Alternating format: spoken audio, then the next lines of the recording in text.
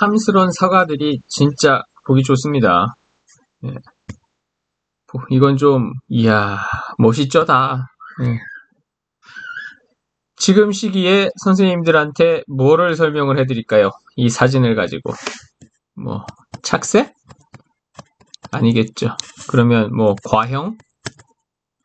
혹은 뭐, 비대? 뭐를 설명해드릴까요? 지금 시기에 선생님들한테 필요한 거는 바로 적과입니다. 적과. 어떻게 적과를 해야 되는지. 지금 여기 사과가 이렇게 달려 있잖아요. 열리는 대로 다 달면 이렇게 안 된다라는 건 알아요. 그래서 선생님들은 꽃 핀 것들 중에서 필요한 것만 고르는 거죠. 그거만 놔두고 없앱니다. 자, 이 사과 사진을 한번 보세요. 이게 일단 몇 개가 있나요? 세볼까요? 한번. 몇 개나 되나? 하나, 둘, 셋, 넷, 다섯, 여섯, 일곱, 여덟, 아홉, 열, 열하나, 열둘, 열셋, 열넷, 열다섯. 무려 15개입니다. 사과가. 15개의 사과면 만약에 300g짜리면 4.5kg이에요. 여기 꼭대기 부분에 달려있는 사과만 4.5kg. 물론 이건 300g 안 됩니다. 사과.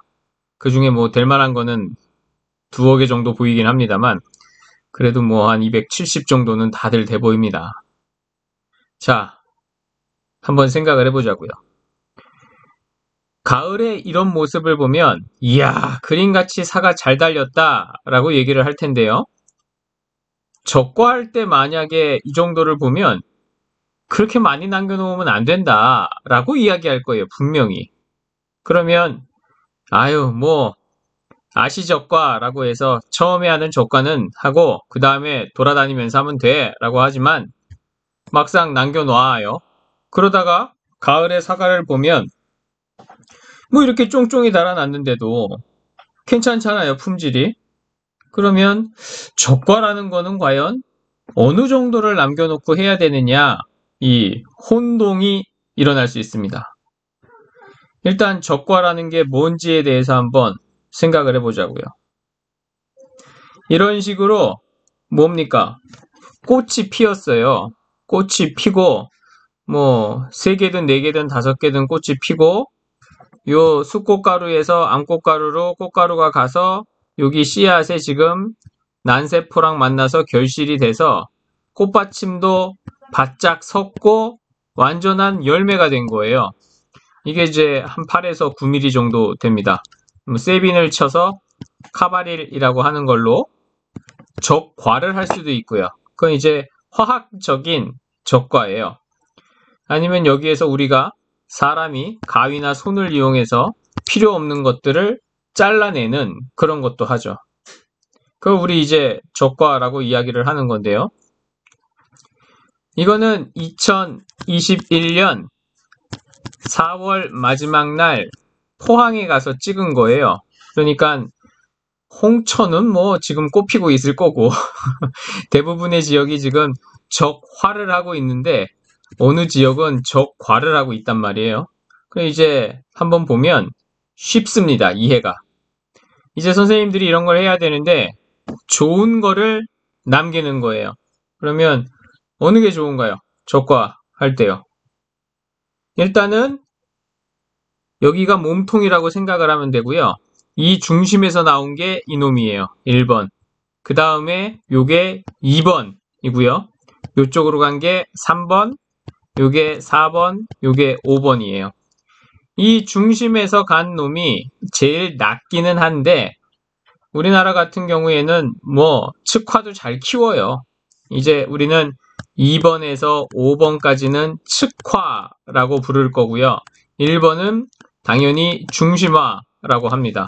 그래서 얘는 왕꽃이라고 외국에서는 불러요. 킹 플라워입니다. 왕이에요, 왕. 이것들 중에.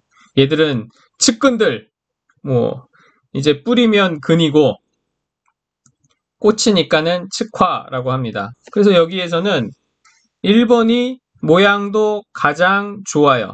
네, 굵기도 좋고, 자세도 좋은 거라서 이걸 남겨놓고 똑까닥 똑까닥 하고 2번만 가위질을 하면 됩니다. 뭐 손으로 따시는 분들도 계신데 그럴 때는 여기 부분이 남고 잘라지게 되죠.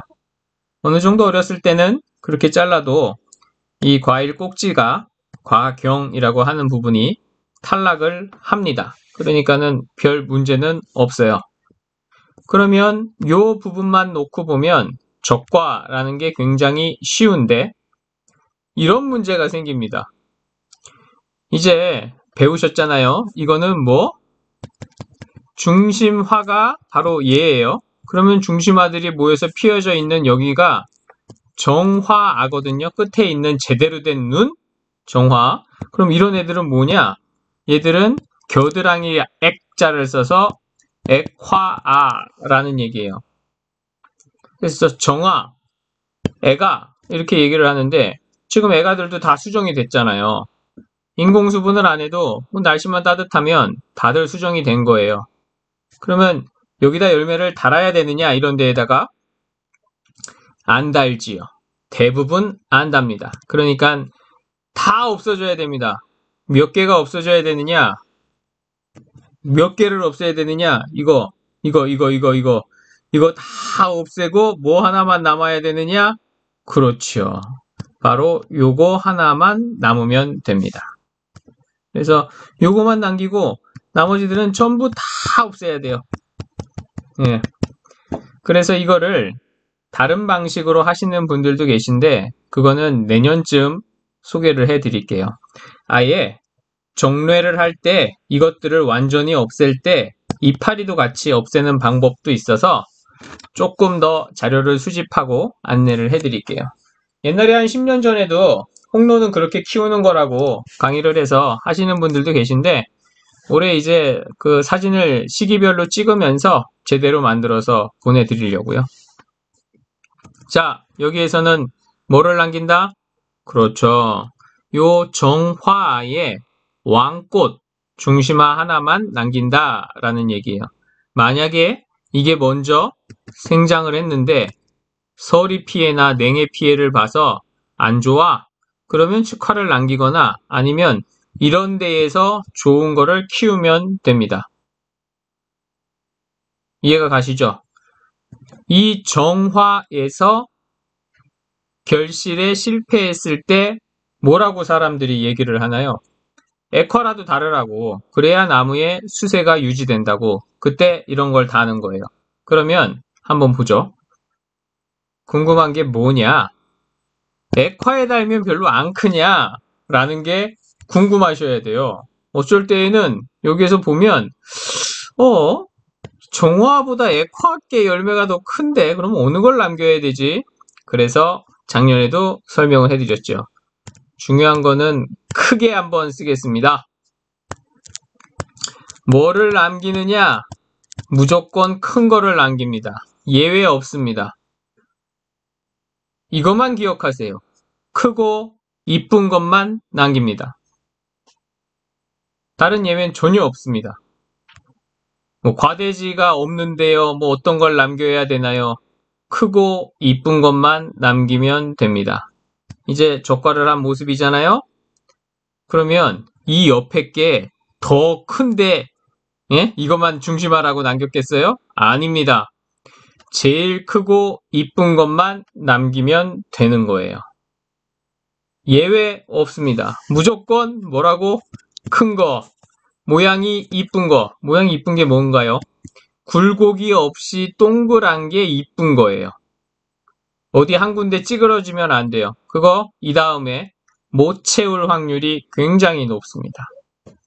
그러면 이제 뭘 배우셨냐? 액화에 결실된 거 없애버린다 라는 걸 배우셨고요. 꽃이 여러 개 정화에서 핀 것 중에서 제일 좋은 큰 이쁜 걸 남기는데 중심화를 남겨놓고 대부분 없애면 되는구나 라는 걸 배우신 거예요. 여기에서 이제 또 중심화가 짧은 게 있을 수 있어요. 품종에 따라서. 그럴 경우엔 자, 그 다음 원칙이 뭡니까? 선생님들은 진짜 뭐 한 번 알려드리면 다들 잘 기억을 하세요. 크고 이쁜 걸 남기라고 그랬잖아요. 크고 이쁜 거. 자, 누군가가 1차 적과를 한 모습이죠. 보면 열매들이 다 하나밖에 안 남아 있잖아요.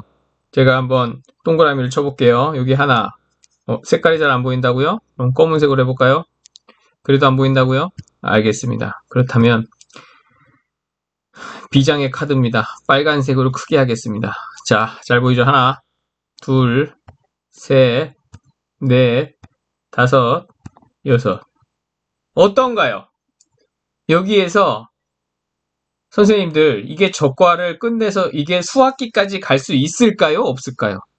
어떻게 해야 될까요? 이 가지의 굵기를 한번 보세요. 굵기. 가지의 굵기. 어떤가요? 얇죠? 저기다가 지금 이 앞에 여기에서 보이는 게 6개면 한두 개 정도는 뒤쪽 편에 또 숨어 있는 게 있을 수 있단 말이죠. 저거를 달아낼 수 있겠냐라는 거예요.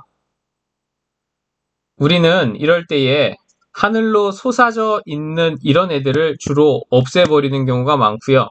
이게 가까우니까 이 중에서 하나는 없애자 해서 얘를 없앨 확률이 많아요. 그래서 요거, 요렇게 3개 정도를 남길 수도 있겠죠. 그러면 원주는 이거를 어떻게 하느냐 한번 보자고요. 아까 분명히 6개였는데 어떻게 됐나요? 4개 정도가 남아있어요. 왜 그랬을까요? 그렇죠. 뭐 혹시 모를 우박이라든지 이 중에서 키우다가 발육이 처지는 놈들이 분명히 있어요. 그러면 그걸 없애야 되니까 지금은 잘 모른다. 그러니까 한 바퀴 다시 돌고 올 때 그때 다시 한번 조절을 해주마 라는 겁니다. 그러면 이게 잘 된 거 아닐까요? 적과가. 그러면 우리 한번 다시 가을로 한번 돌아가 보자고요. 지금 이 모습을 보면 어떤 생각이 들어요? 적과가 덜 됐다라는 생각이 들죠? 지금 야는 붙어 있고 요거는 좀 조그만 게 있고 이거 너무 이게 얇은 가지 4개나 붙어 있고 여기도 있고 도대체 이게 몇 개야? 라고 하실 수 있지만 사과 시세가 좋은 해요. 사과가 많아야 돈을 벌거든요.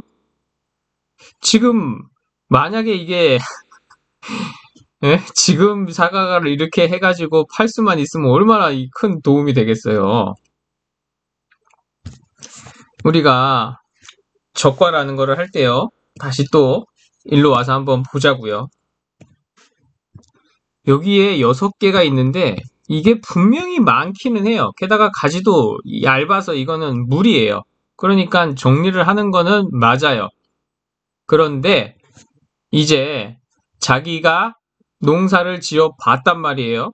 그래서 그렇게 적과를 해 봤는데 가을이 되었을 때 사과를 내가 키워 봤더니 별 무리 없이 이렇게 커서 나는 주로 택배로 판매를 하는데 조그만 거가 먼저 잘 나가고 해. 그러니 난 많이 달아야 돼. 라고 하시는 분들은 적과를 남들이 뭐라고 하든지 말든지 조금 많이 달아서 작고 맛있는 사과로 만들면 됩니다. 그거를 좀 듬성듬성 해가지고 한다고 해서 꼭 크고 맛있는 사과가 열린다라는 보장도 없어요. 이게 지금 수세가 좀 강한 나무인데 여기에서는 그러면 이 정도로 달아놨으면 굉장히 크고 막 엄청나게 열려야 되잖아요. 실제로 꼭 그렇게 되지는 않습니다. 지금 그래서 선생님들이 자기 밭에서 내 나무의 수세라는 거를 잘 생각을 하시고 내가 판매하는 방식을 잘 생각을 하셔서 이런 것들을 적용을 하셔야 됩니다. 적용은 뭐 어떻게 하는 거냐? 간단하죠. 돈을 먼저 생각을 하시면 돼요. 어떻게 하면 돈을 잘 벌 수 있을까라는 거에서 내가 사과가 많아야 돈을 잘 벌 수 있겠느냐? 그러면 많이 달아야 되니까 적과를 약간 덜 하셔야 되는 거고 적과를 덜 하면 망하는 거 아니에요? 망하는 게 이런 거예요. 적과를 덜 해서 망한다라는 게. 예, 여기에서 만약에 얘를 없애고 얘를 없앴고 여기에서 이걸 하나를 없애서 이것도 없앴고 그렇게 적과를 했단 말이에요. 그럼 이 사과들이 더 커져서 더 많은 돈을 벌 수 있을 수도 있어요. 그럴 경우에는 균일한 품질을 생산을 해서 공판장이나 성과장에 내가지고 판매를 할 때에는 그럴 수도 있습니다. 근데 주로 택배 판매를 할 때 소비자들이 거의 5다이, 6다이부터 먼저 다 사가고 나중에야 3다이, 4다이를 사가는데 없으면 3, 4다이가 많은 경우에 오히려 판매하는데 지장이 있을 수도 있단 말이에요. 그러니까 자기가 생산하는 방식에 맞춰서 판매하는 방식에 맞춰서 생산하는 것도 조금씩 변화를 주는 게 좋습니다. 그리고 이 위에 여기에서 지금 사과꽃이 피어서 결실을 시켰잖아요. 이게 과일이 여기에 데이면서 상처가 생기고 안 좋아질 확률이 높습니다. 그러니까 저 위에 쪽에서 무언가를 안 치고 싶으면 가급적이면 다른 데 있으면 다른 데 안 치고 어쩔 수 없이, 근데 이 나무 같은 경우에는 힘이 센데 다른 데는 꽃이 별로 없잖아요. 그런 경우에는 안 쳐도 되지만 일반적으로는 위에다가는 안 쳐도 됩니다. 안 남겨 놓으셔도 된다라는 얘기예요. 자, 연습을 한번 해보도록 하겠습니다. 한 화총에 이만큼 결실이 됐어요. 인공수분을 안 해도 뭐 잘 되는 애들은 잘 됩니다. 예, 뭐 품종이 다를 수도 있는 거고. 그럼 여기에서 가장 좋은 거 뭐냐? 그렇죠. 큰 거, 모양이 이쁜 거 좋은 거예요. 그럼 큰 거, 요것과 요것이 커 보여요. 얘는 일단 안 좋아 보이잖아요. 근데 저게 지금 어떻게 나와 있느냐 하면 여기에서 요게 1번, 가운데에서 나온 거 제가 번호를 1, 2번을 거꾸로 썼네. 이쪽에 이렇게 나와 있고 여기로 나와 있고 요 뒤에서 나와 있고 이렇게 나와 있는데요. 요 중심에서 나와 있는 요거를 선택하는 게 제일 좋은 방식입니다. 근데 혹시라도 지금 저게 이게 무슨 문제가 생겨가지고 얘가 무슨 기스가 났다거나 그러면 그 다음에 요 뒤에 있는 이거를 사용을 하시는 게 낫죠. 저거를 대충 이렇게 한번 따서 보면 손바닥 위에 얹어서 보면 이렇습니다. 어떤가요? 뭐가 좋고 나쁜지 금방 이해가 가시죠? 예, 여기 보면 삐딱하잖아요. 이게 이렇게 이쁘장하게 동그랗게 생긴 게 아니잖아요. 얘도 기울어 있고 이건 모양이 이뻐요. 좋은 거예요. 얘도 기울어 있고 이것도 모양이 이쁜 거예요. 그러니까 여기에서 쓸만한 거는 이거 1번 요거 하나 요런 게 쓸만했었던 거죠. 근데 이게 분명 중심화였을 거예요. 왕꽃 이런 게 한 2번쯤이었을 거고. 그러니까 선생님들이 잘 모르겠다 싶으면 한 번쯤은 전체를 따서 전체적인 모양을 비교해 보십시오. 그러면 지금 여기에 요 부분이 약간 덜 나와 있잖아요. 이게 그러면 시간이 지나서 한 150일 정도 지났어. 한 5개월 뒤야. 그러면 저게 사과가 모양이 이렇게 이쁜 정형과가 되느냐? 택도 없습니다. 어떻게 크냐고요? 그렇죠. 이렇게 큽니다. 한쪽은 조그맣고 한쪽은.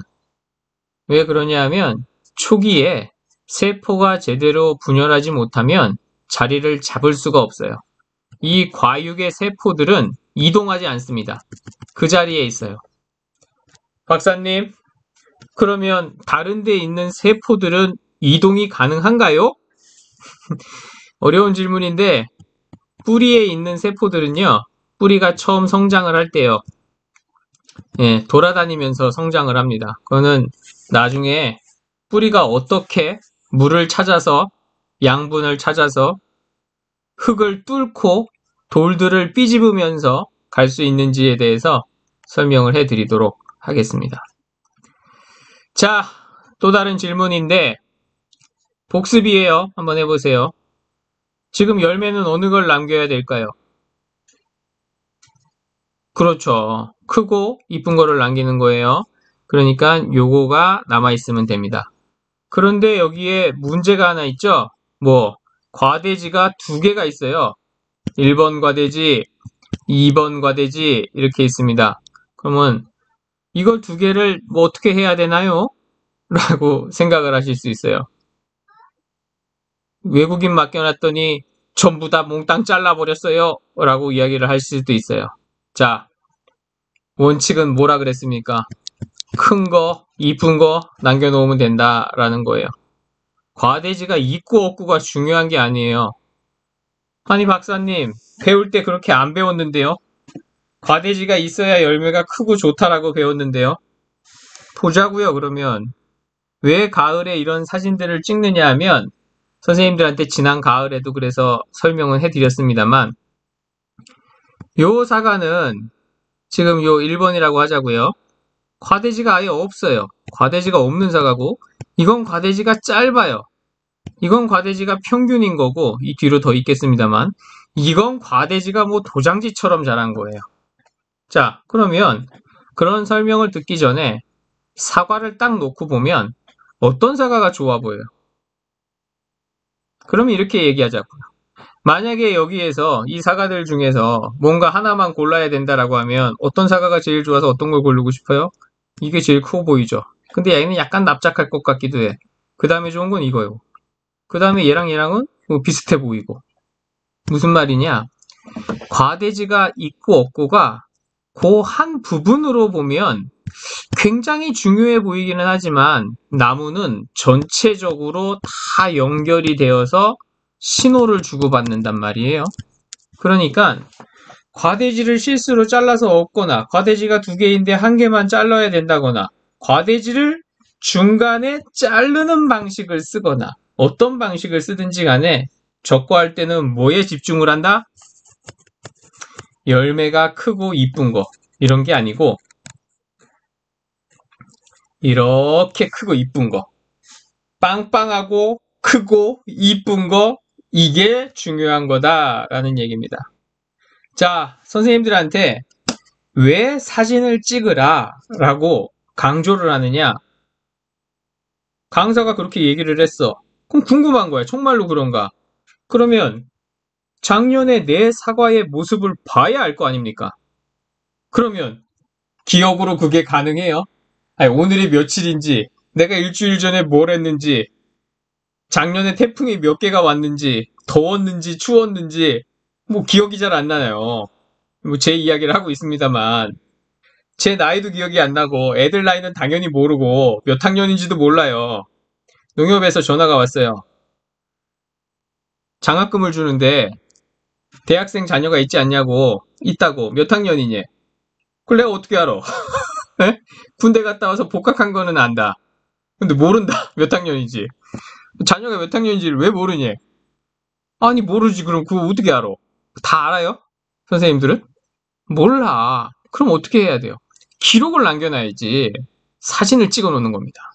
휴대폰에다가. 이거저거 필요 없는 거 뭐 아무거나 다 찍어 놓으세요. 내가 친 농약이고 기계고 뭐 지나가다가 밥 먹은 거면 다 찍어 놓으세요. 다 필요합니다. 그러면 옛날처럼 뭐 필름값이 들어요? 뭐가 들어요? 휴대폰에 다 저장되지 않습니까? 그냥 막 찍으세요. 뭐 하기 전에. 영양제 치기 전에도 찍고, 치고 난 다음에도 찍고, 석회왕 뿌리기 전에도 찍고, 뿌린 다음에도 찍고, 심심하면 밭에 가서 그냥 찍고, 그래 놓으면 그게 농사를 잘 지을 수 있는 하나의 도구가 됩니다. 휴대폰이 도구가 돼요. 그러니까 그렇게 찍으시고, 오늘 배운 가장 중요한 거 뭘까요? 예, 뭐겠습니까? 오늘 적과라는 거에 대해서 배웠는데 어떤 걸 남겨놓는다? 크고 좋은 걸 남겨놓는 거예요. 과대지가 있고 없고가 중요한 게 아니라 액화라도 크고 좋은 거가 나중에도 큰다라는 거예요. 기형이 된 거는 나중에 수확할 때도 기형이 되니까 크고 좋은 걸 남겨놓는 거고요. 두 번째, 거리예요. 이 간격을 조절을 해서 뭔가를 남겨놔야 되는데 가을에 이 사과가 달리는 모습이 상상이 안 가면 사진을 찍어 놓고 작년 것들을 보시라 라는 얘기예요. 그래서 작년에 이렇게 열렸네? 괜찮았네? 택배 판매하는데 아무런 문제가 없었네? 그럼 그렇게 해서 파시면 되죠. 그러니까는 내가 어떠한 판매 방식을 가지고 있느냐에 따라서 적과하는 것도 조금 다를 수 있으니까 외국인 노동자나 한국 사람이나 교육을 시켜주세요. 난 좀 많이 남겨놔도 된다. 뒤에 적과 내가 할 테니까 해라. 액화는 완전히 다 따버려라. 한 뼘 이상씩 막 다 이렇게 해가지고 다 없애라고. 나는 별로 필요 없다고. 열매 많이 안 단다고.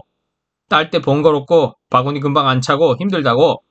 그러니까는 이건 사람마다 방식이 다른 거지 뭐가 옳고 그르고 이런 차이가 아닙니다. 여기 보면 이제 과수원에서 뭐 이게 뭐가 정답이다라고 딱 할 수 있겠습니까? 그러니까 선생님들 작년 사진 보시면서 비교하시면서 한번 적용을 해보십시오.